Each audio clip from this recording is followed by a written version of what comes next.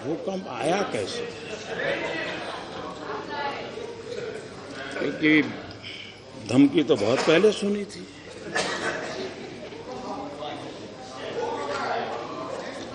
कोई तो कारण होगा कि धरती मां इतनी रूठ गई होगी।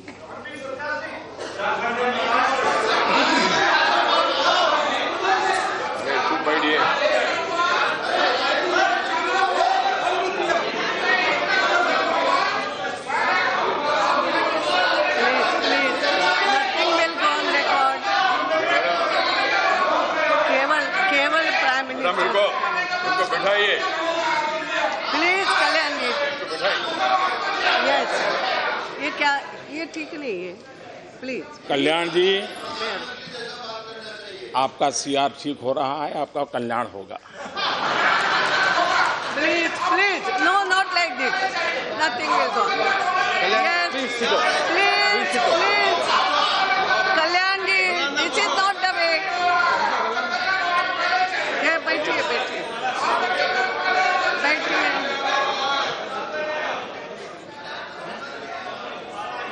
यस,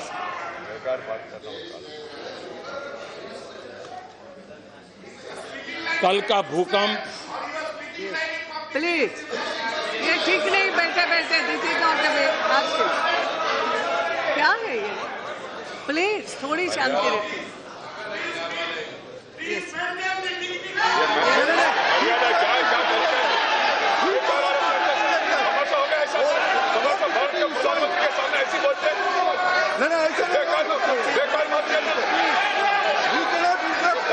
क्या बात है?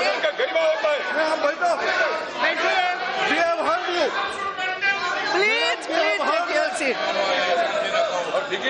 कल्याण ji, Kalyan Banerjee, please, this is not. Now I am warning you, ऐसा मत करो प्लीज। कल आपने भी अच्छा भाषण दिया, सबने सुना। नाउ आज बिल्कुल शांति से। हाँ, तो आप बैठिए, प्लीज प्लीज बैठिए। Now please take your seat. Yes, आदरणीय अध्यक्ष जी,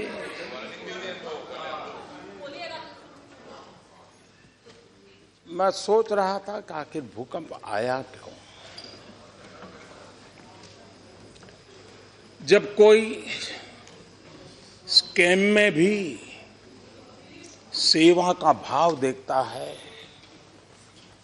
स्कैम में भी नम्रता का भाव देखता है, तो सिर्फ मां नहीं, धरती मां भी दुखी हो जाती है और तब जाकर के भूकंप आता है।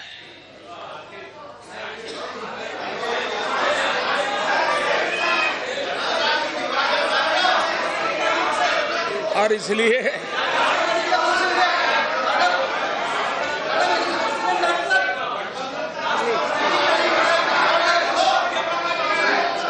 राष्ट्रपति जी ने अपने अभिभाषण में जनशक्ति का ब्यौरा दिया है। हम ये जानते हैं, कोई भी व्यवस्था हो, लोकतांत्रिक हो या अलोकतांत्रिक हो, जनशक्ति का मिजाज कुछ और ही होता है।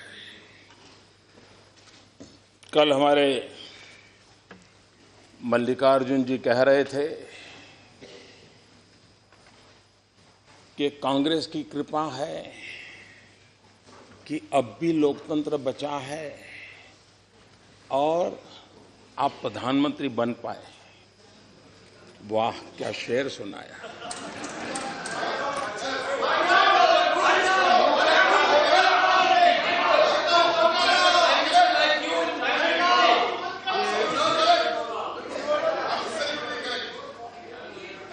बहुत बड़ी कृपा की आपने इस देश पर, लोकतंत्र बचाया। कितने महान लोग हैं। लेकिन अध्यक्ष जी, उस पार्टी के लोकतंत्र को देश भली भांति जानता है। पूरा लोकतंत्र एक परिवार को आहूत कर दिया गया है।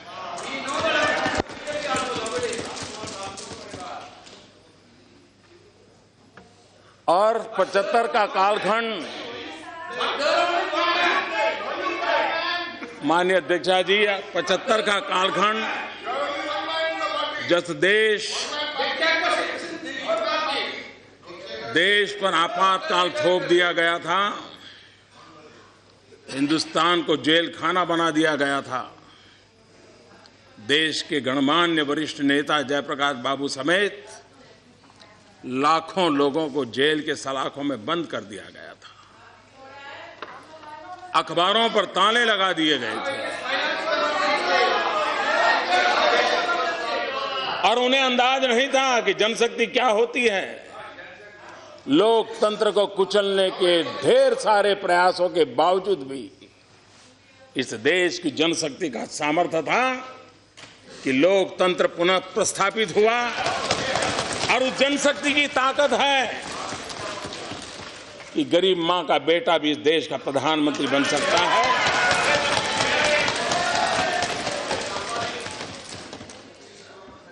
और इसलिए राष्ट्रपति जी ने जनशक्ति का उल्लेख करते हुए जो कहा है, चंपारण सत्याग्रह शताब्दी का वर्ष है। इतिहास सिर्फ किताबों की अटारी में पड़ा रहे तो समाज जीवन को प्रेरणा नहीं देता है। हर युग में इतिहास को जानने का, इतिहास को जीने का प्रयास आवश्यक होता है। उस समय हम थे या नहीं थे, हमारे कुत्ते भी थे या नहीं थे, औरों के कुत्ते हो सकते हैं।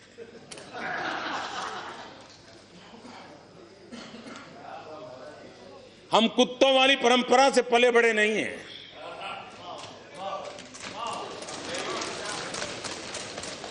लेकिन देश के कोटि कोटि लोग थे, जब कांग्रेस पार्टी का जन्म भी नहीं हुआ था, 1857 का स्वातंत्र संग्राम इस देश के लोगों ने जान की बाजी लगा करके लड़ा था।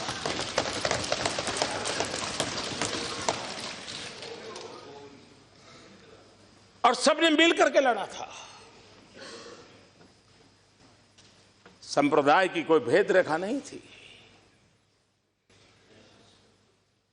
और तब भी कमल था, आज भी कमल है।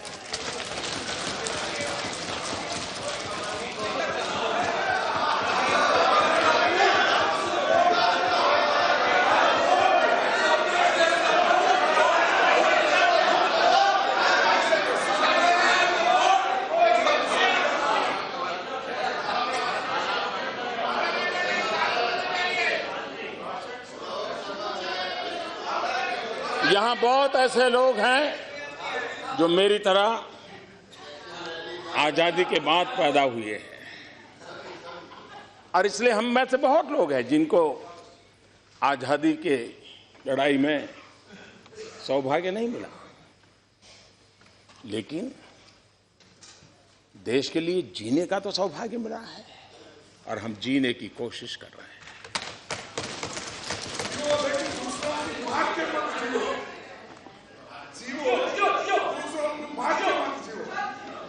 माननीय अध्यक्षा जी,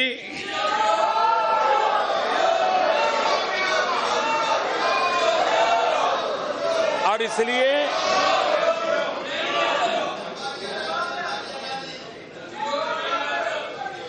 अपार जनशक्ति देश ने दर्शन किए हैं। लाल बहादुर शास्त्री जी, उनकी अपनी गरिमा थी। युद्ध के दिन थे, हर हिंदुस्तानी के दिल में भारत विजय के भाव से भरा हुआ माहौल था। और उस समय जब लाल बहादुर शास्त्री जी ने कहा था देश ने अन्न त्याग के लिए पहल की थी। सरकार बनने के बाद आज के राजनीतिक वातावरण को हम जानते हैं। ज्यादातर राज्य व्यवस्थाओं ने, राजनेताओं ने, राज्य सरकारों ने, केंद्र सरकारों ने जन सामर्थ्य को करीब करीब पहचानना छोड़ दिया है और लोकतंत्र के लिए सबसे बड़ा चिंता का विषय भी रहता है। मुझ जैसे एक सामान्य व्यक्ति ने बातों बातों में कह दिया था कि जो अफोर्ड कर सकते हैं वो गैस की सब्सिडी छोड़ दें। जब हम जनता से कट जाते हैं, जनमन से कट जाते हैं, 2014 में हम चुनाव लड़ रहे थे तो एक दल इस मुद्दे पर चुनाव लड़ रहा था कि 9 सिलेंडर देंगे कि 12 सिलेंडर देंगे। हमने आकर के 9 और 12 की चर्चा को कहां ले गए। हमने कहा जो अफोर्ड कर सकते हैं वो सब्सिडी छोड़ सकते हैं क्या। सिर्फ कहा था। इस देश के 1 करोड़ 20 लाख से ज्यादा लोग गैस सब्सिडी छोड़ने के लिए आगे आए। इस सरकार और वहां बैठे हुए लोगों के गर्व का विषय सीमित नहीं है। ये 125 करोड़ देशवासियों की शक्ति का परिचय है। और मैं इस सदन को प्रार्थना करता हूं, राष्ट्रपति जी के उद्बोधन के माध्यम से प्रार्थना करना चाहता हूं और देश के राजनीतिक जीवन में निर्णायक की अवस्था में बैठे हुए निर्णय प्रक्रिया के भागीदार सबको आह्वान करता हूं कि हम हमारे देश की जनशक्ति को पहचानें, उस सामर्थ्य को पहचानें। हम भारत को नई ऊंचाइयों पर ले जाने के लिए जन आंदोलन की अवधारणा लेते हुए एक सकारात्मक माहौल बना करके देश को आगे बढ़ाने की दिशा में काम कर रहे हैं। आप देखिए, पहले नहीं मिले, उससे ज्यादा परिणाम मिलेंगे और उसके कारण अनेक गुना ताकत बढ़ जाएगी, देश की बढ़ने वाली है। इसमें से कोई ऐसा नहीं है कि जो आने वाला कल बुरा देखना चाहता है। इसमें से कोई ऐसा नहीं है जो हिंदुस्तान का बुरा चाहता है। हर कोई चाहता है गरीब का भला हो। हर कोई चाहता है गांव गरीब किसान को कुछ मिले। पहले भी किसी ने प्रयास नहीं किया, ऐसा कहने वालों में से मैं नहीं हूं। मैं इस सदन में बार बार कह चुका हूं, मैं लाल किले पर से बोल चुका हूं कि अब तक जितनी सरकारें आई, जितने प्रधानमंत्री आए, हर किसी का अपना अपना योगदान है। उस तरफ बैठे हुए लोगों से कभी सुनने को मिला नहीं है कि इस देश में कोई चाफेकर बंधु भी हुआ करते थे जिनकी शहादत थी आजादी में। इनके मुंह से सुनने को नहीं मिला है कभी सावरकर जी भी थे जो काला पानी की सजा भुगत रहे थे, तब देश आजाद हुआ है। उनके मुंह से कभी सुनने को नहीं मिल रहा है कोई भगत सिंह चंद्रशेखर आजाद भी थे कि जिन्होंने देश के लिए बलि चढ़ाया था। उनको तो लगता है कि आजादी सिर्फ एक परिवार ने दिलवाई है, समस्या की जड़ वहां है। हम देश को उसकी पूर्णता में स्वीकार करें और इसलिए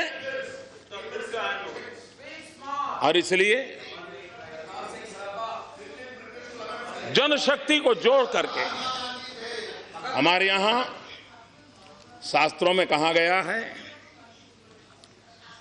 अमंत्रम अक्षरम नास्ति, नास्ति मूलम अनौषधम, अयोग्यः पुरुषो नास्ति, योजः तत्र दुर्लभ।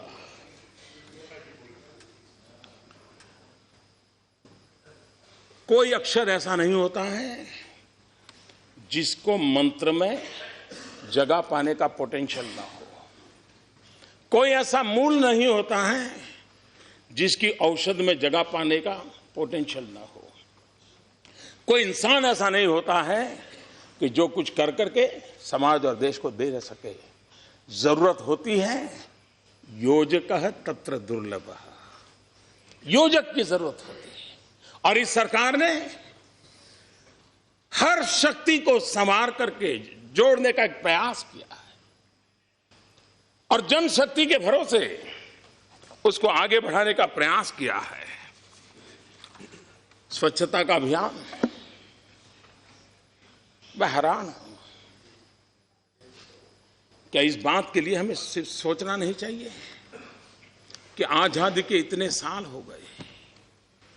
महात्मा गांधी का नाम हम लेते हैं। गांधी के दो प्रिय चीज थे। गांधी कहते थे कि आजादी से पहले भी मुझे अगर कोई पाना है तो मुझे स्वच्छता पानी है। हम स्वच्छता की गांधी जी की बात को लेकर आपके सामने आए, देश के सामने आए। इतनी सरकारें आई, इतने संसद चले सत्र, क्या कभी संसद में स्वच्छता विषय पर चर्चा तक हुई है? और इसलिए पहली बार यह सरकार आने के बाद, और इसलिए क्या स्वच्छता को भी हम राजनीति के एजेंडा का हिस्सा बनाएंगे? आप में से कौन है जो गंदगी में जीना चाहता है? आपके इलाके में कौन है जो गंदगी चाहता है? आप भी नहीं चाहते हैं, यहां वाले भी नहीं चाहते हैं, यहां वाले भी नहीं चाहते, कोई नहीं चाहता। लेकिन क्या हम मिल करके एक स्वर में समाज को इस पवित्र कार्य से जोड़ने को, गांधी जी के सपने को पूरा करने के लिए आगे नहीं बढ़ सकते? कौन रोकता है हमें? और इसलिए माननीय अध्यक्ष जी, इस अपार जनशक्ति को आगे लेते हुए इस बार एक चर्चा, अब ये तो सही है कि जब राष्ट्रपति जी का उद्बोधन पर चर्चा होती है और बजट भी आया होता तो बजट की बातें भी आ जाती हैं और राष्ट्रपति जी के उद्बोधन की भी बातें आ जाती हैं। बजट पर चर्चा होगी तब वित्त मंत्री जी विस्तार से उसको कहेंगे। लेकिन एक चर्चा आई है, बजट जल्दी क्यों किया गया? भारत एक कृषि प्रधान देश है। हमारा पूरा आर्थिक कारोबार कृषि पर आधारित है और ज्यादातर कृषि की स्थिति दिवाली तक पता चल जाती है। हमारे देश की एक कठिनाई है कि हम अंग्रेजों विरासत छोड़कर के आए उसको लेकर के चल रहे हैं। हम मई में करीब करीब बजट की प्रक्रिया को से पार निकलते हैं और 1 जून के बाद हिंदुस्तान में बारिश आना शुरू हो जाता है। 3 महीने तक बजट का उपयोग होना असंभव हो जाता है। एक प्रकार से हमारे पास कार्य करने का समय बहुत कम बच जाता है और जब समय होता है तब आखिरी दिनों की जो पूर्ति करने के लिए, हम जानते हैं, हर सरकार जानती है कि दिसंबर से मार्च तक किस प्रकार से बिल कटते हैं और किस प्रकार से रुपये खर्च किए दिखाए जाते हैं। अब ये हमने सोचना चाहिए। अब मैं किसी की आलोचना नहीं कर रहा, अभी भी किसी को समझ आता है क्या कारण था कि आजादी के कई वर्षों तक बजट शाम को 5 बजे आता था? किसी ने सोचा नहीं, बस 5 बजे चल रहा है। क्यों चल रहा है भाई? 5 बजे इसलिए बजट चलता था कि यूके की पार्लियामेंट के टाइम के हिसाब से हिंदुस्तान में अंग्रेजों के जमाने से शाम को 5 बजे बजट आया। अब हमने उसको ही चालू रखा और हम, बहुत कम लोगों को मालूम होगा, हम घड़ी ऐसे पकड़ते हैं तो इंडियन टाइम है, लेकिन घड़ी ऐसे पकड़ते हैं तो लंदन टाइम है। आपके पास घड़ी है तो देख लीजिए। उसी प्रकार से,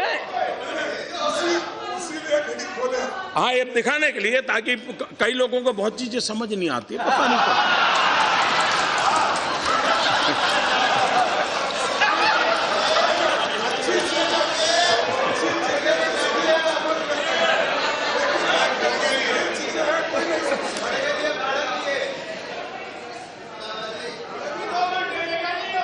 अब अटल जी की सरकार आई तब समय बदला गया।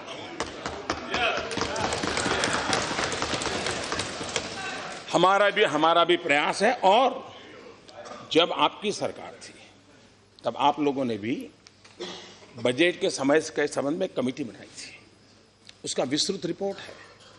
और आप भी चाहते थे कि भाई ये समय बदलना चाहिए, और उन्होंने जो प्रपोजल दी है हमने उसी को पकड़ा है, लेकिन आप लोग नहीं कर पाए क्योंकि आपकी प्रायोरिटी अलग है। आप चाहते नहीं थे ऐसा नहीं है, लेकिन उस प्रायोरिटी में नंबर कब लगेगा। तो इसलिए जो बातें आपके समय हुई है उन बातों को ये बड़े गर्व से कहना चाहिए, आपको फायदा उठाइए ना। ये तो हमारे समय हुआ था।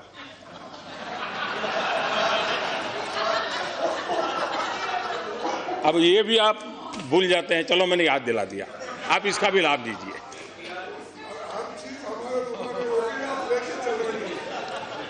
रेलवे के संबंध में भी विस्तार से चर्चा जब बजट की होगी, लेकिन एक बात हम समझे कि 90 साल पहले जब रेल बजट आता था तब ट्रांसपोर्टेशन का एक प्रमुख मोड सिर्फ रेलवे था। आज ट्रांसपोर्टेशन एक बहुत बड़ी अनिवार्यता बनी है, और इकलौता रेलवे नहीं है, कई प्रकार के ट्रांसपोर्टेशन के मोड है। जब तक हम कॉम्प्रिहेंसिवली ट्रांसपोर्ट इस विषय को जोड़ करके नहीं चलेंगे तो हम समस्याओं से जूझते रहेंगे, और इसलिए मुख्य धारा में रेलवे व्यवस्था भी रहेगी, उसमें कोई प्राइवेटाइजेशन को कोई तकलीफ नहीं है, उसकी स्वतंत्रता तो को कोई तकलीफ नहीं है। लेकिन सोचने के लिए सरकार एक साथ कॉम्प्रिहेंसिव हर प्रकार के मोड ऑफ ट्रांसपोर्ट को देखना शुरू करे, आवश्यक है। और हमने जब से आए हमने रेलवे में बजट में बदलाव किया है। आप जानते हैं कि पहले बजट में हमारे गौड़ा जी ने बताया था कि करीब 1500 घोषणाएं हुई थी, और कौन मजबूत है, कौन हाउस में ज्यादा परेशान करता है, उसको ध्यान में रख करके, उसको खुश रख करके एक चीज बोली दी जाती थी, वो भी ताली बजा देता था, अपने इलाके में जाके बता देता था ये काम हो गया। हमने देखा साहब 1500 ऐसी चीजें हुई थी जिनका कागज पर ही मोक्ष हो गया था। तो ये ऐसा हम क्यों करते हैं, मैं जानता हूं इससे राजनीतिक दृष्टि से हमें नुकसान होता है, लेकिन किसी ने तो जिम्मा लेना पड़ेगा। देश में जो गलत चीजें डेवलप हो चुकी हैं उसको हम रोकें, और ब्यूरोक्रेसी को सूट करता है जी, ऐसी चीजों को सूट करती है कि राजनेता ताली बजा दे, वो उनकी गाड़ी चलाते रहे, मुझे नहीं चलानी है जी। देश के सामान्य मानवी की आशा आकांक्षाओं के लिए फैसले लेने हैं, अच्छे फैसले लेने का प्रयास है, अच्छी तरह करने का प्रयास है, और इसलिए हम उस दिशा में आगे बढ़ रहे हैं, हम इसको काम को कर रहे हैं। एक विषय नोटबंदी का आया। पहले दिन से ये सरकार कह रही है हम नोटबंदी पर चर्चा करने के लिए तैयार है, लेकिन आप लोगों को लगता था कि टीवी पर कतार देखते हैं तो कल कभी न कभी कुछ हो जाएगा, फिर देखेंगे। आपको लग रहा था कि इस समय चर्चा करने से शायद मोदी फायदा उठा जाएगा, और इसलिए चर्चा के बजाय आपको टीवी बाइट देने में ही इंटरेस्ट था, इसलिए चर्चा नहीं हुई। अच्छा है इस बार आपने थोड़ा बहुत स्पर्श किया है, और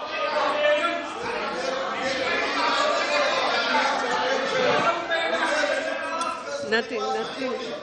Only Prime Minister statement. Nothing. 17 days बर्बाद किया आपने सदन को। कितना बड़ा बदलाव आया है,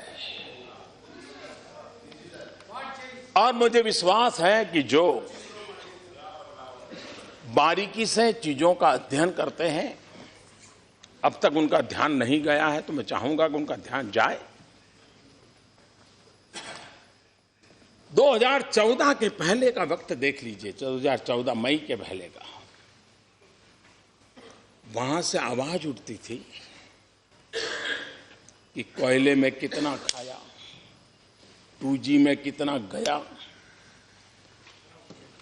जल करप्शन में कितना गया, वायु करप्शन में कितना गया, आसमान के करप्शन में कितना गया, कितने लाख गए, यही वहां से आवाज आती थी कि मेरे लिए कितनी खुशी की खबर है कि जब वहां से आवाज आती थी, मोदी जी कितना लाए, कितना लाए, कितना लाए, तब आवाज उठती थी कितना गया। अब आवाज उठ रही कितना लाए। इससे बड़ा जीवन का संतोष क्या हो सकता है? इससे बड़ा जीवन का, यही तो सही कदम है, यही तो सही कदम है। दूसरा, हमारे खड़गे जी ने कहा कि काला धन हीरे जवाहरात में है, सोने में है, चांदी में है, प्रॉपर्टी में है। मैं आपकी बात से सहमत हूं, लेकिन ये सदन जानना चाहता है, ये ज्ञान आपको कब हुआ?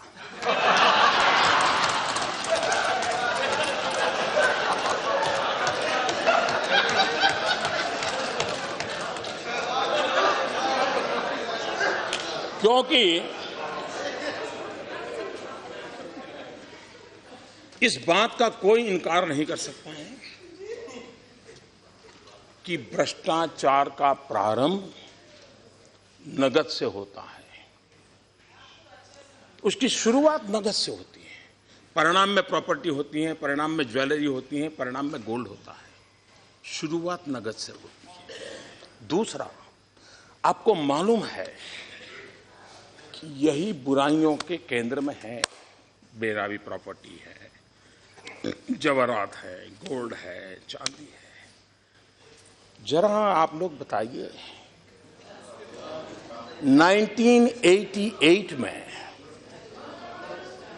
जब समान राजीव गांधी देश के प्रधानमंत्री थे, पंडित नेहरू से भी ज्यादा बहुमत इस सदन में आपके पास था, दोनों सदन में आपके पास था। पंचायत से पार्लियामेंट तक सब कुछ आपके कब्जे में था। आप ही आप थे, कोई नहीं था। 1988 में आपने बेनामी संपत्ति का कानून बनाया। आपको जो ज्ञान आज हुआ है, क्या कारण था कि 26 साल तक उस कानून को नोटिफाई नहीं किया गया? क्या कारण था उसको दबाव कर? अगर उस समय नोटिफाई किया होता तो जो ज्ञान आज आपको हुआ है, 26 साल पहले की स्थिति थोड़ी ठीक थी। देश बहुत जल्दी साफ सुथरा होने की दिशा में एक काम हो जाता। वो कौन लोग थे जिनको कानून बनने के बाद ज्ञान हुआ कि अब कानून दबाने में फायदा है? वो किस परिवार?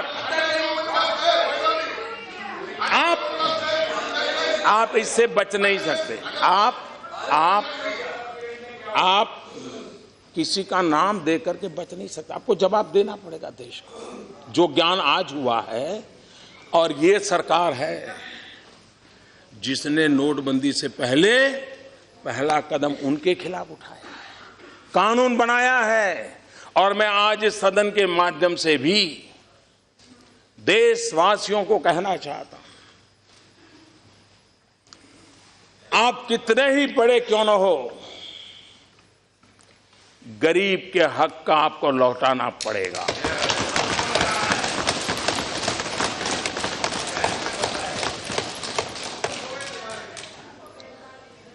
और मैं इस रास्ते से पीछे लौटने वाला नहीं हूं।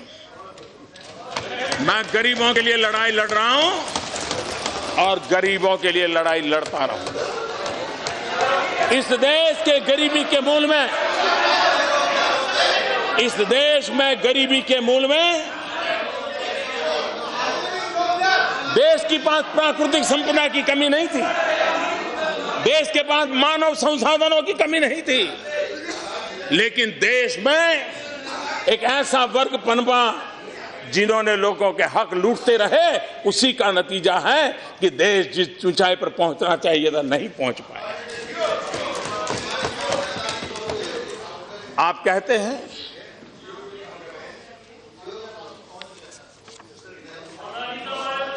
कुछ लोग, जियो के बारे में बोलिए। उसकी जिनकी एजेंसी होगी वो बोलेंगे।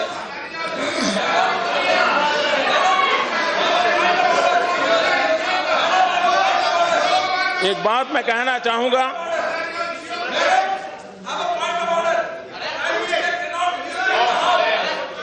क्या है?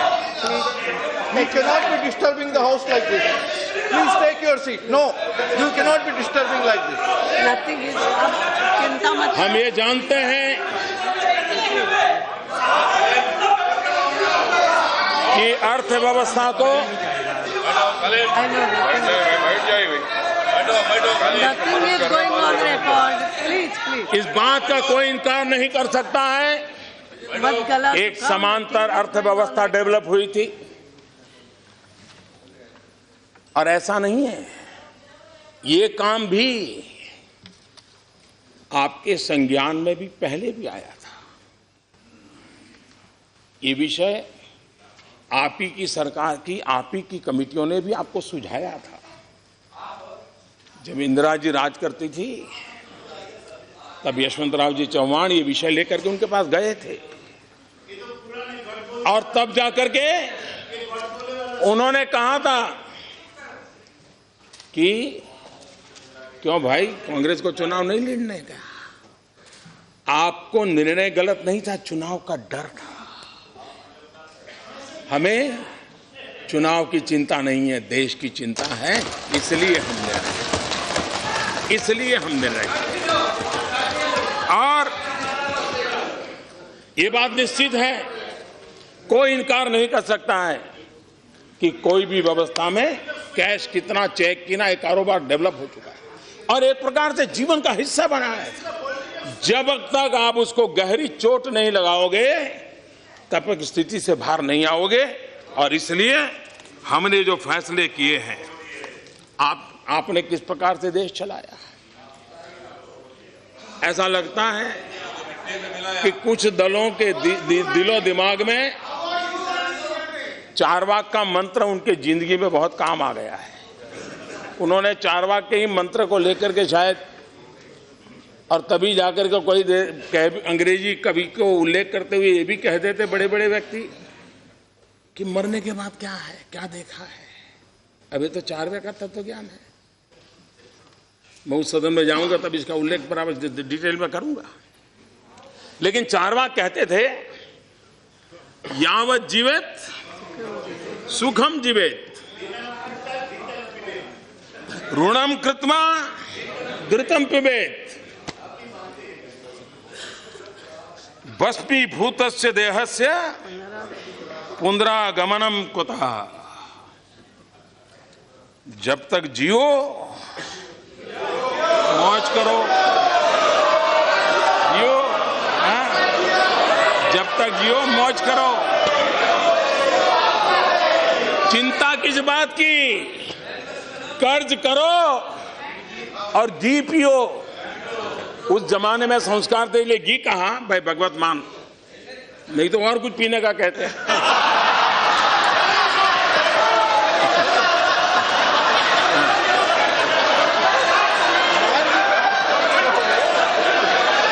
लेकिन उस समय ऋषियों ने, वहां संस्कार थे तो उन्होंने घी पीने की बात कही थी। शायद आज का जमाना होता तो कुछ और पीने की चर्चा करनी पड़ती। लेकिन इस प्रकार की फिलॉसफी से कुछ लोगों को लगता है कि जब अर्थव्यवस्था इतनी अच्छी चल रही थी तो आपने ऐसे समय ऐसा निर्णय क्यों किया। ये बात सही है। आप जानते हैं, अगर आपको कोई बीमारी हो और डॉक्टर कहता है भी ऑपरेशन करना है, ऑपरेशन बहुत जरूरी है, फिर भी वो कहता है पहले भाई शरीर ठीक करना पड़ेगा, डायबिटीज कंट्रोल करना पड़ेगा, डीगना कंट्रोल करना पड़ेगा, 7-8 दिन और मशवरा, फिर बाद में ऑपरेशन करते हैं। जब तक वो स्वस्थ नहीं होता है ऑपरेशन करना नहीं पसंद करता डॉक्टर, कितनी भी गंभीर स्थिति हो।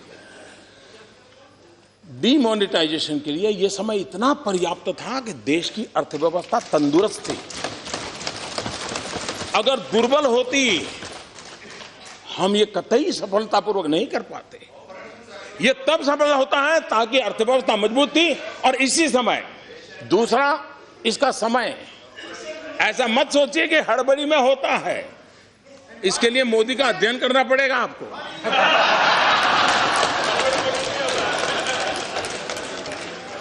और आप देखिए, हमारे देश में साल भर में जितना व्यापार होता है, करीब करीब उतना ही व्यापार दिवाली के दिनों में हो जाता है। यानी 50% दिवाली के दिनों में, 50% साल भर। एक प्रकार से पूरा उद्योग, व्यापार, किसानी, सब काम दिवाली के आसपास उसकी पीक पर पहुंच जाता है।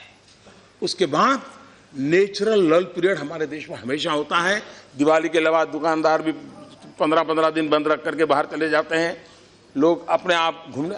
ये प्रॉपर टाइम था कि जबकि सामान्य कारोबार ऊंचाई पर पहुंच गया है, उसके बाद अगर 15-20 दिन दिक्कत होती है और फिर 50 दिन में ठीक ठाक हो जाएगा। और मैं आज देख रहा हूं कि जो मैंने हिसाब किताब कहा था उसी प्रकार से गाड़ी चल रही। और इसलिए आप ये भी जानते हैं,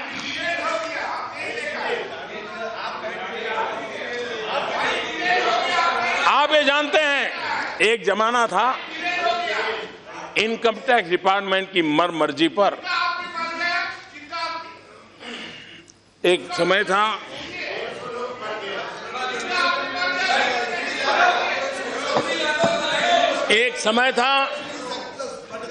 जब देश में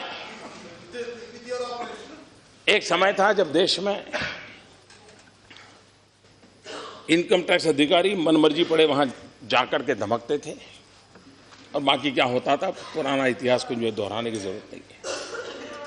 नोटबंदी के बाद सारी चीजें रिकॉर्ड पर है, कहां से आया, किसने लाया, कहां रखा। अब उसमें से टॉप नामों को टेक्नोलॉजी के द्वारा, डाटा माइनिंग के द्वारा निकाल दिए गए हैं। अब इनकम टैक्स ऑफिसर को कहीं जाना नहीं है, सिर्फ एसएमएस करके पूछना है कि भाई जरा बताइए डिटेल क्या है। आप देखिए, किसी प्रकार का अफसरशाही के बिना जिसको भी मुख्य धारा में आना है उसके लिए एक अवसर प्राप्त हो चुका है। और मैं मानता हूं इससे बहुत क्लीन इंडिया, जैसे स्वच्छ भारत का मेरा अभियान चल रहा है, वैसा ही आर्थिक जीवन में स्वच्छ भारत का अभियान भी बहुत तेजी से आगे बढ़ रहा है। और बेनामी संपत्ति का कानून पास हो चुका है, नोटिफाई हो चुका है। और जदा खड़गे जी ने कहा वहीं पर सब कुछ है। अच्छा सुझाव आपने दिया है, हम भी कुछ करके दिखाएंगे। और जो भी सुन रहे हैं वो भी समझे और उसके प्रावधान पढ़ लें कि कितना बड़ा कठोर कानून है। जिसके पास भी बेनामी संपत्ति है उनसे मेरा आग्रह है, अपने चार्टर्ड अकाउंटेंट से जरा पूछ ले आखिर के प्रावधान क्या है। और इसलिए मेरा सबसे आग्रह है कि मुख्य धारा में आइए, देश के गरीबों का भला करने के लिए आप भी कुछ कंट्रीब्यूट कीजिए, आप भी कुछ कंट्रीब्यूट कीजिए।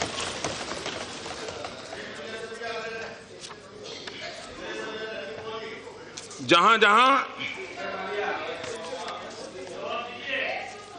कभी कभी लगता है कि ये निर्णय अचानक हुआ क्या, मैं जरा जानकारी देना चाहता हूं। जिस दिन हमारी सरकार बनी, सबसे पहला काम किया कैबिनेट में एसआईटी बनाई। सुप्रीम कोर्ट ने कहा था और लंबे अरसे तक लटका पड़ा था कि विदेश के काले धन के लिए एसआईटी बनाओ, हमने बनाई। सुप्रीम कोर्ट ने कहा था उस प्रकार से बनाई। और सुप्रीम कोर्ट ने क्या कहा था, 26 मार्च 2014, since 1947 for 65 years nobody thought of bringing the money straight away in foreign banks to the country. The government has failed in its role for 65 years. This court feels that you have failed in your duty, and so it gives an order for the appointment of the committee headed by former judges of this court. 3 years have passed, but you have not done anything to implement the order. What have you done? except for filing one report, you have done nothing. ये 24 मार्च 2014 को supreme court ने उस सरकार को कहा है।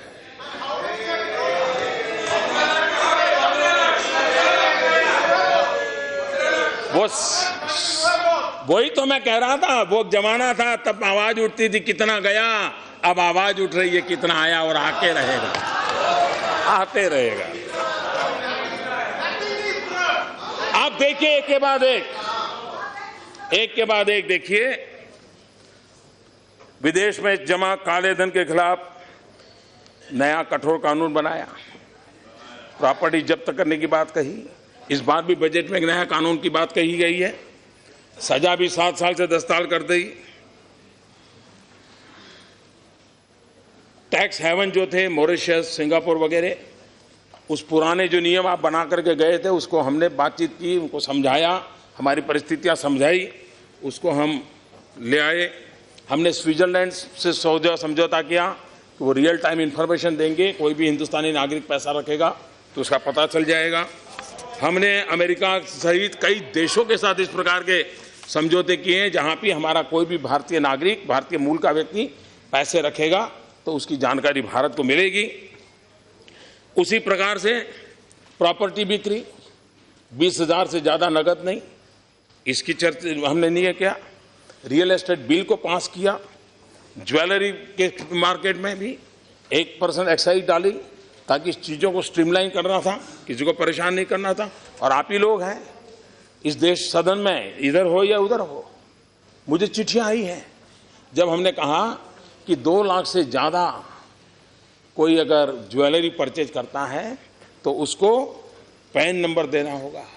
मैं हैरान हूं, काले धन और भ्रष्टाचार के खिलाफ भाषण देने वाले लोग मुझे चिट्ठियां लिखते थे कि पैन नंबर मांगने का नियम रद्द कर दीजिए ताकि लोग कैश मनी से सोना लेते रहे, गहने लेते रहे और काला बाजार चलता रहे। हम टिके रहे, हम उसको करके दिखाया, एक एक कदम उठाया। मैं जानता हूं ये राजनीतिक फायदे के लिए काम कोई ऐसा नहीं कर सकता, वरना तो आप पहले कर लेते। ये कठिनाई है लेकिन देश का भला करने के लिए निर्णय करने थे और गरीबों का भला करना था, इसलिए निर्णय किए।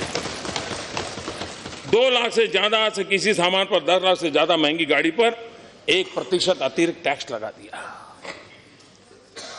हमने इनकम टैक्स डिक्लेरेशन स्कीम भी लाई और अब तक में सबसे स्कीम में सबसे ज्यादा पैसा लोगों ने डिक्लेयर किया। 1100 से ज्यादा पुराने कानून हमने खत्म किए और यहां बताया गया कि आपने नोटबंदी के संबंध में, कोई कहता है 150 बार, कोई कहता है 130 बार, वो सब अलग अलग आंकड़े बोलते हैं, इतने नियम बदले।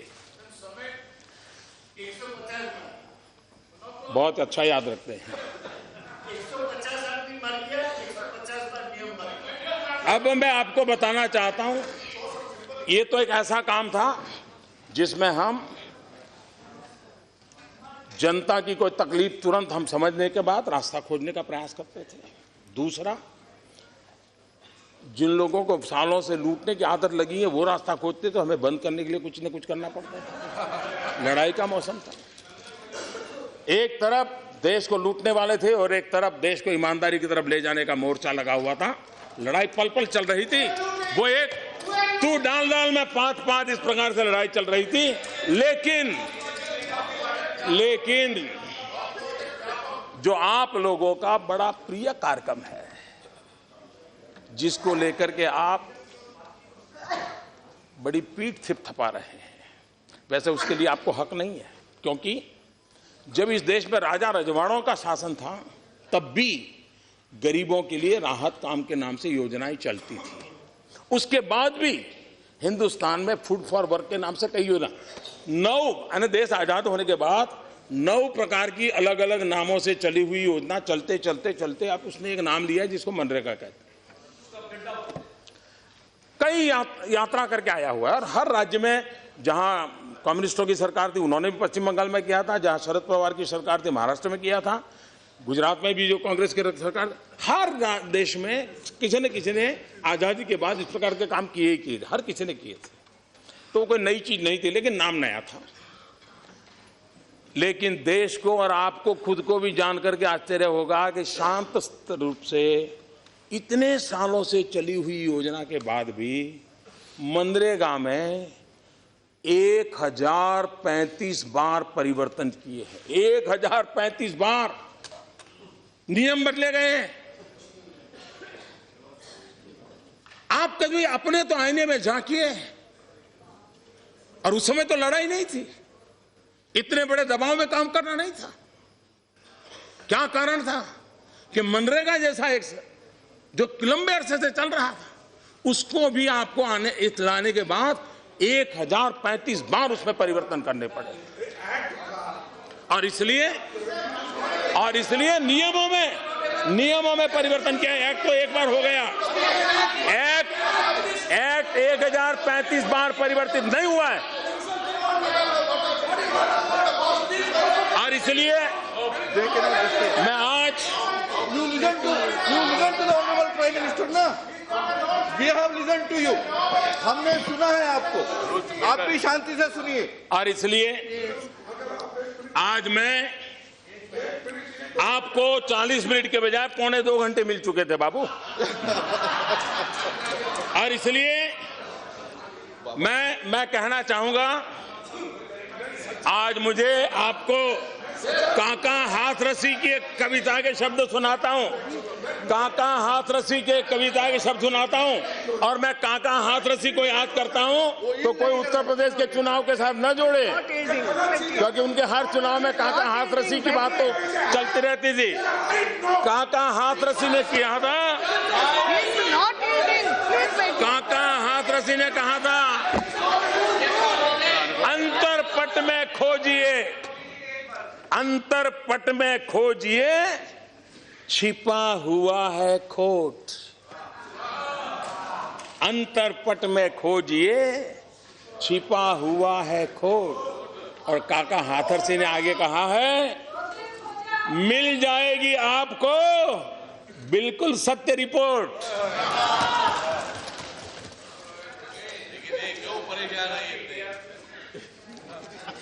आदरणीय अध्यक्ष जी,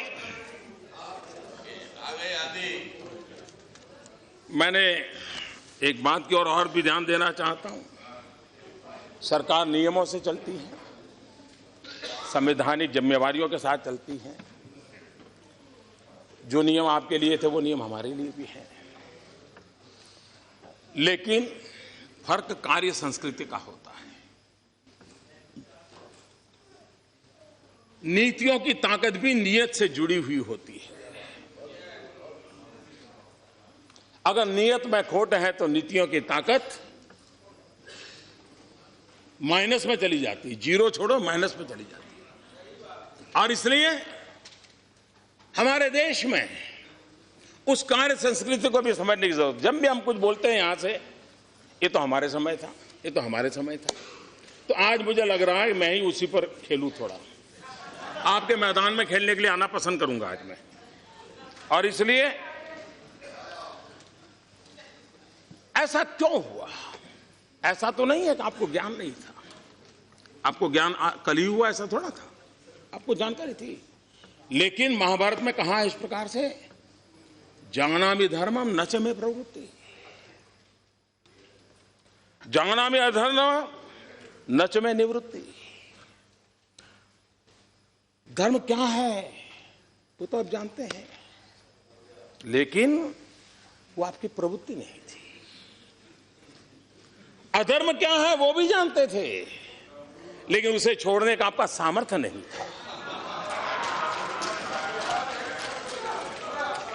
मैं बताता हूं जी, अब मुझे कहिए, नेशनल ऑप्टिकल फाइबर नेटवर्क, अगर मैं उसके लिए कुछ भी कहूंगा तो वहां से आवाज उठाई, ये तो हमने शुरू किया था। मैं हमने शुरू किया था उसी से शुरू करना चाहता हूं। अब देखिए,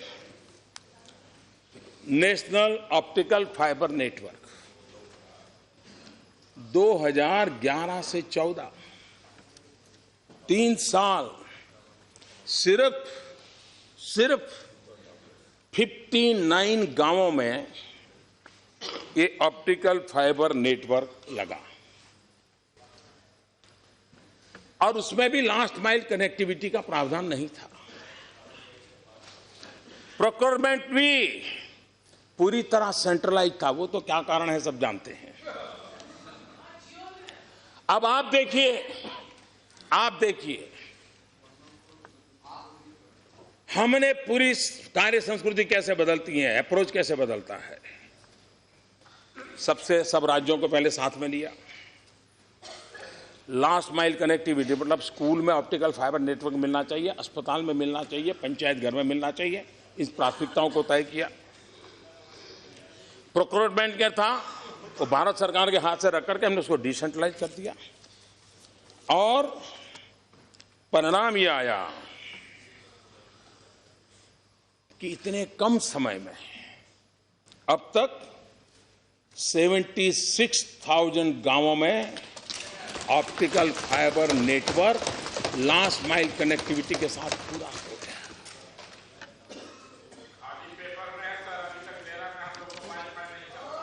दूसरा, अभी यहां बताया जा रहा था कल कि आप लेस कैश सोसाइटी या कैशलेस सोसाइटी के लिए बोल रहे हैं। लोगों के पास क्या है, मोबाइल फोन। मैं हैरान हूं। मैं तो 2007 के बाद से जितने चुनाव सभाएं सुनी हैं, आपके नेता गांव-गांव जाके कहते हैं कि राजीव गांधी कंप्यूटर रिवॉल्यूशन लाए, राजीव गांधी मोबाइल फोन लाए, राजीव गांधी ने गांव-गांव कनेक्टिविटी कर दी। आप ही का भाषण है। और जब मैं आज कह रहा हूं कि उस मोबाइल का उपयोग बैंक में भी कन्वर्ट किया जा सकता है, तो आप कहते हैं मोबाइल फोन ही कहां है। ये समझ भी आ रहा है भाई। आप ही कह रहे थे हमने इतना कर दिया, जब मैं उसमें कुछ अच्छा जोड़ रहा हूं तो कहते नहीं वो तो है ही नहीं। तो ये क्या समझा रहे थे आपको जी? क्यों ऐसा कर रहे हो जी? दूसरी बात है, ये आप भी मानते हैं, मैं भी मानता हूं कि पूरे देश के पास सब नहीं है, लेकिन मान लो अगर 40% के पास है, तो क्या उन 40% लोगों को इस आधुनिक व्यवस्था से जोड़ने की दिशा में हम सबका सामूहिक प्रयत्न रहना चाहिए कि नहीं रहना चाहिए? 60% का चलो बाद में देखेंगे, कहीं तो शुरू करें। और इसका लाभ है डिजिटल करेंसी को हम कम ना आके, आज हमारा एक एटीएम उसका संभालने के लिए एवरेज 5 पुलिस वाले लगते हैं। करेंसी को एक जगह से दूसरे ले जाने के लिए सब्जी और दूध के मोबिलाइजेशन के लिए जितना खर्चा होता है, उससे ज्यादा उसके मोबिलाइजेशन से खर्चा होता है। अगर हम इस बातों को समझे तो जो कर सकते हैं, सब नहीं कर पाएंगे हम समझ सकते हैं, लेकिन जो कर सकते हैं उनको करने के लिए प्रोत्साहित करना, ये नेतृत्व का काम होता है, किसी भी दल का हो। उससे लोगों का भला होने वाला है। अभी मुझे कोई बता रहा था, एक सब्जी वाले ने शुरू किया, कल ही कोई मुझे रिपोर्ट देके गया। उसको पूछा तेरा क्या फायदा है? बोले साहब पहले क्या होता था, एक तो मेरे ग्राहक परमानेंट थे, सबको मैं जानता था। अब मान लीजिए 52 रुपीज का सब्जी लिया, तो फिर वो मैडम कहती थी चलिए जेब और पैसे नहीं, 50 रुपए का नोट ले लो, तो बोले मेरे 2 रुपए चले जाते थे। अब मैं भी बोल नहीं पाता था, और बोले मैं लगाता था हिसाब, तो साल भर में मेरा 800-1000 रुपया, ये रुपया 2 रुपया न देने में ही हो जाता था। बोले इसके कारण भीम ऐप लगाने के बाद 52 रुपया है तो 52 रुपया मिलता है, 53 रुपया है तो 53 मिलता है, 48 रुपये 45 पैसा है तो पूरा मिलता है। बोले मेरा तो 800-1000 रुपया बच गया। देखिए चीजें कैसे बदलती है। और इसलिए हम कम से कम, आप मोदी का विरोध करें कोई बात नहीं, आपका काम भी है, करना भी चाहिए, लेकिन जो अच्छी चीज है उसको आगे बढ़ाएं। जहां है मान लीजिए गांव में नहीं है, शहरों में है, तो आगे तो बढ़ाओ भाई, उसको योगदान करो, देश का भला होगा, हम और किसी व्यक्ति का भला नहीं है। और इसलिए मैं आग्रह करूंगा कि ऐसी चीजों में हम मदद कर सकते हैं तो करनी चाहिए। कार्य संस्कृति कैसे बदलती है? अब ये रोड बनाना क्या हमारे आने के बाद हुआ क्या? ये टोडरमल के जमाने से चल रहा है, शेरशाह सूरी के जमाने से चल रहा है। तो ये कहना कि ये तो हमारे जमाने से था, हमारे जमाने से था, आप कहां जाओगे भाई? लेकिन फर्क क्या है?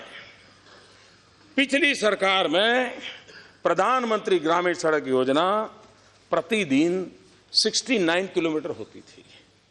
हमारे आने के बाद 111 किलोमीटर होते हैं। ये फर्क।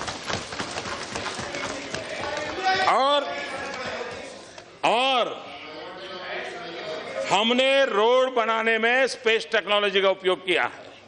स्पेस टेक्नोलॉजी से फोटोग्राफी होती है, मॉनिटरिंग होता है। हमने रेलवे में ड्रोन का उपयोग किया है, फोटोग्राफी करते हैं, काम का हिसाब लेते हैं। कार्य संस्कृति टेक्नोलॉजी की मदद से कैसे बदलाव लाया जा सकता है। आवास योजना, ग्रामीण आवास योजना, राजनीतिक फायदा उठाने के लिए नामों को जोड़ करके उसका जो उपयोग हुआ, लेकिन फिर भी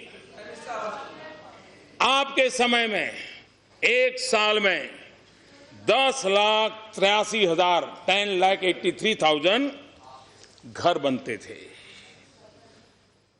इस सरकार में एक वर्ष में 22,27,000 घर बने। 22 lakh. National urban renewal mission एक महीने में 8,017 घर बने। हमारी योजना से 13,530 घर बने। रेलवे, पहले ब्रॉड गेज रेलवे का कमीशनिंग एक साल में 1,500 किलोमीटर हुआ करता था। पिछले साल ये बढ़कर के 1,500 किलोमीटर से सामने 3,000 किलोमीटर, डबल। और हम 3,500 किलोमीटर तक। और इसलिए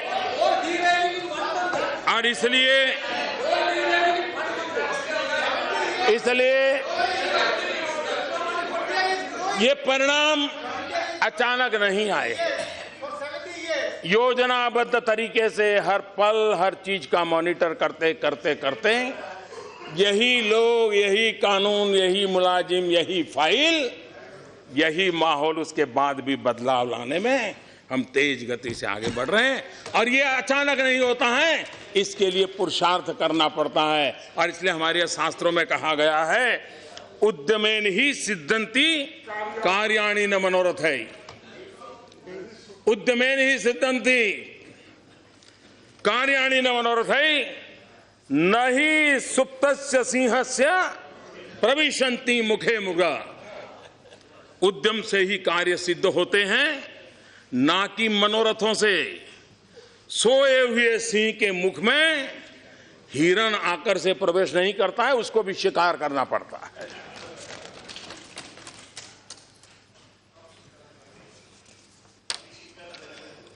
आदरणीय अध्यक्ष महोदय, कुछ मूलभूत परिवर्तन कैसे आते हैं।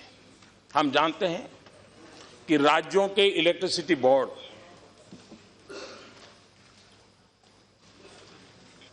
उन राज्यों के इलेक्ट्रिसिटी बोर्ड, डिस्कॉम, सारे राज्य संकट में हैं।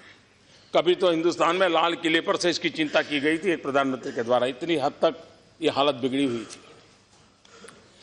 पिछले 2 साल में बिजली उत्पादन में क्षमता बढ़ी, कन्वेंशनल एनर्जी उसको जोड़ा गया,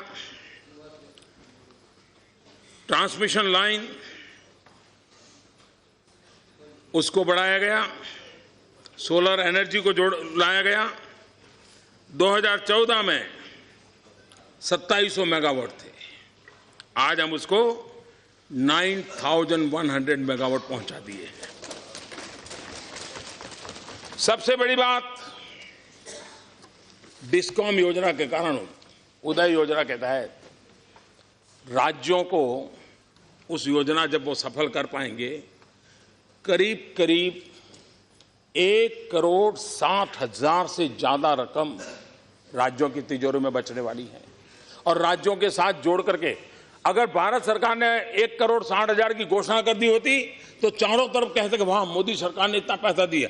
हमने योजना ऐसी बनाई कि राज्यों के खजाने में 1,60,000 करोड़ रुपया डिस्कॉम के द्वारा, उदय योजना के द्वारा बचत होने वाली है, जो उनके लिए विकास के काम आने वाली है और ऊर्जा क्षेत्र का जो बोझ है उस बोझ से वो बचने वाले हैं। कोयला, आप जानते हैं कोयला जहां से निकलता था उसके नजदीक नहीं दिया जाता था, दूर दूर से दिया। क्यों? तो बोले रेलवे को थोड़ा कमाई हो जाए। हमने कहा कमाल हो भाई, रेलवे की कमाई के लिए इतना सारा भोगते, हमने रेशनलाइज कर दिया, जहां नजदीक है उसी को कोयला वहां से मिले, कोयले का खर्चा हो, उस दिशा में प्रयास किया और उसके कारण करीब करीब कोयले में 1300 करोड़ रुपया ट्रांसपोर्टेशन खर्च कम हुआ है। एलईडी बल्ब, अब ये तो हम नहीं कहते एलईडी बल्ब हम लाए, वैज्ञानिक शोध हुई, आपने भी शुरू किया, लेकिन आपके जमाने वो एलईडी बल्ब करीब 300, 350, 380 उस रुपये में चलते थे। एलईडी बल्ब से एनर्जी सेविंग होता है, हमने एक बड़ा मिशन रूप में काम उठाया और करीब करीब इतने कम समय में, पिछले 8-9 महीने से इस योजना को बल दिया है, इतने कम समय में 21 करोड़ एलईडी बल्ब लगाने में हमने सफलता पाई है और तेज गति से आगे बढ़ रहा है। और अब तक जो एलईडी बल्ब लगे हैं उसके कारण परिवारों में जो बिजली का बिल आता था, वो जो बिजली की बिल कम हुआ है, वो परिवारों में करीब करीब 11,000 करोड़ रुपयों का बचत हुई है। अगर किसी सरकार ने बजट में 11,000 करोड़ बिजली उपभोक्ताओं को देने का तय किया होता तो अखबारों में हेडलाइन बनती है। हमने एलईडी बल्ब लगाने मात्र से 11,000 करोड़ रुपया बिजली का बिल सामान्य मानवी के घर में कम किया है। कार्य संस्कृति अलग होती है तो कैसा परिवर्तन आता है, इसका ये नमूना है। और इसलिए हमने इस काम को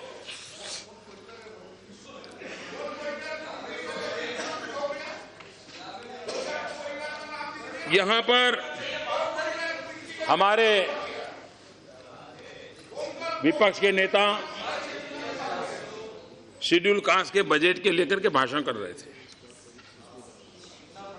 लेकिन बड़ी चतुराई पूर्वक 13-14 के आंकड़ों को उन्होंने बोलना अच्छा नहीं माना, खुद का लगाते थे। 13-14 आता था, अटक जाते थे। शेड्यूल कास्ट सब प्लान कुल आवंटन 2012-13 37,113, 13-14 41,561, 16-17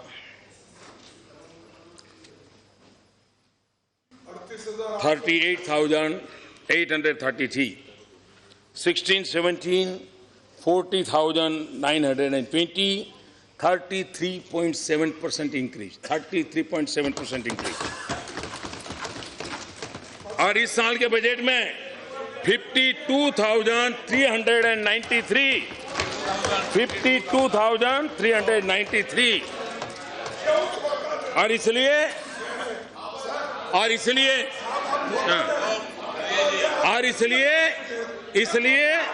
ये झूठ है और ये नहीं कह सकते, ये नहीं कह सकते आप, ये झूठ है, ये नहीं कह सकते आप सत्य सुनने की हिम्मत चाहिए, सत्य सुनने की हिम्मत चाहिए।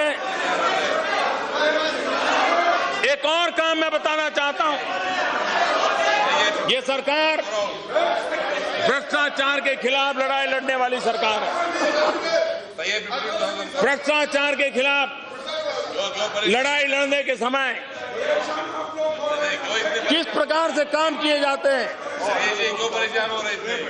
17 मंत्रालय के 84 योजनाएं हमने डायरेक्ट बेनिफिट ट्रांसफर आधार योजना के साथ जोड़ करके उसको आगे किया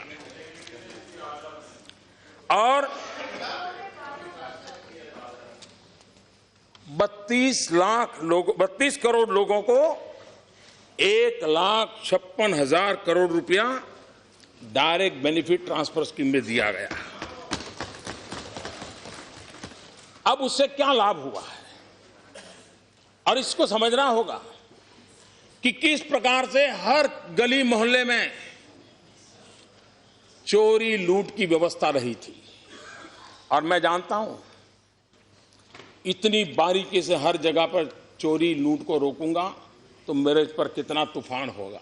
और तब जाकर मैंने गोवा में बोला था कि मैं जानता हूं, मैं ऐसे निर्णय करता हूं, मेरे पर क्या बीतेगी मुझे मालूम है, आज भी मालूम है। और इसमें दोबारा कहता हूं, ऐसे ऐसे बड़े बड़े लोगों को तकलीफ हो रही है और ज्यादा होने वाली है। उसके कारण मुझे अंदाज है मुझ पर क्या क्या जुल्म होने वाले हैं। उसके लिए तैयार, उसके लिए तैयार, क्योंकि